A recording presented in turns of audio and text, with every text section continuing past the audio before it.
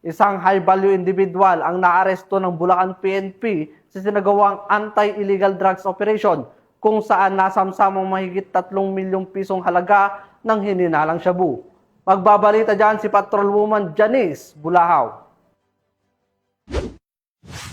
Patuloy ang maigting na kampanya ng pulisya laban sa ilegal na droga matapos maaresto ng mga tauhan ng Santa Maria Municipal Police Station ang isang high-value individual sa ikinasang bypass operation sa barangay Caypombo, Santa Maria, Bulacan.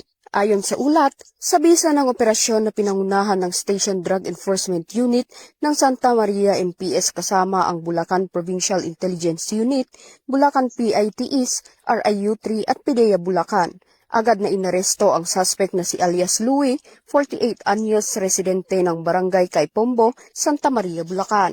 Narecover mula sa suspect ang karagdagang mga sachet ng shabu na may kabuuang timbang na 450 gramo at may standard drug price na 3,060,000 pesos.